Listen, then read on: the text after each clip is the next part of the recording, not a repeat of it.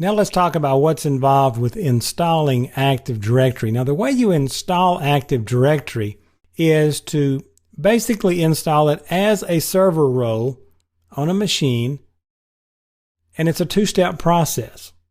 You're going to use the Server Manager to add the AD Domain Services role, and this is just going to click and hum for a few minutes. It'll install the Active Directory Domain Services binaries and all the related management tools. Then once that's done, Server Manager will inform you that you need to now configure Active Directory Domain Services, and that will also promote the server to a domain controller. Now, when you promote a server to a domain controller the first time, it's when you actually install and implement Active Directory and you create a domain and you're in business. And now you can add more domain controllers to that domain. You can add child domains, you can create a new forest, all that sort of stuff can happen. But keep in mind, you're going to implement it as a server role. Now I'm going to hit the Windows key here and jump out to the desktop and open Server Manager and show you how I did this. Again, I'm not going to step you through this whole thing because it'll take too long and you'll just be bored watching this thing wait.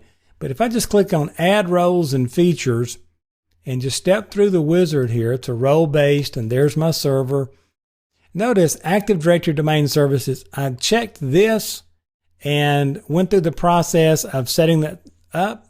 Once that was done, when I went to my local server, I got a flag here with a 1, clicked this, and it gave me a link to continue configuring Active Directory, and I just went through the steps. Okay, that will set me up as a domain controller. Now, when you configure Active Directory, and you need to do this a time or two before you go take the exam, set you up a Windows server, and then add the server role for Active Directory Domain Services, then configure it, and just play with it. Notice the options I'm going to see are add a domain controller to an existing domain. Now that works if, let me back up here, if I already have a domain out there, I can see that domain, I can choose it from a list, and then I'll have to satisfy security, and then I will add a domain controller to an existing domain. That's kind of self-explanatory. I can add a new domain to an existing forest.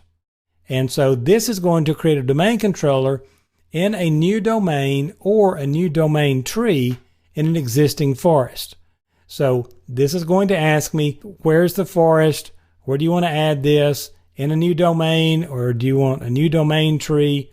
You're just going to answer the questions and it'll set it up.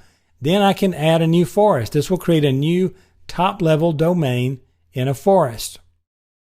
Now let me give you an alert for the exam here and for the real world. When you install Active Directory, keep in mind you're going to first install Windows Server 2012 on a server, and at that point you have what's called a standalone server. Installing Active Directory and promoting it to a domain controller will delete all local accounts, certificates, cryptographic keys, all that stuff on that server. So if that server's been running a while and you've been encrypting files and folders and so forth, you want to make sure you decrypt that stuff before you install Active Directory, or it's going to become permanently inaccessible. Because when Active Directory is installed, it's going to wipe all that stuff out and set itself up as the management system for that particular server. Now, how do you know if you've got encrypted data or what that data is, where it is?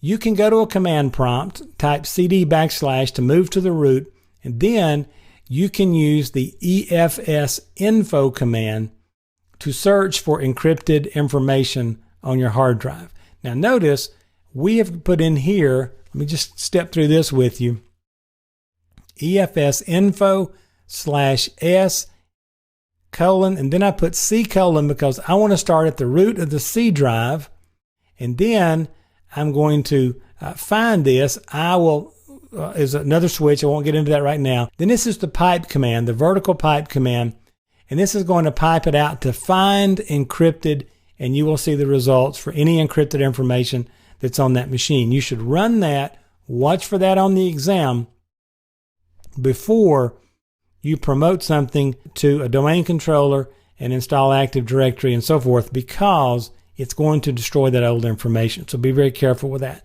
But again, Active Directory, two-step process. Add the server role to the box.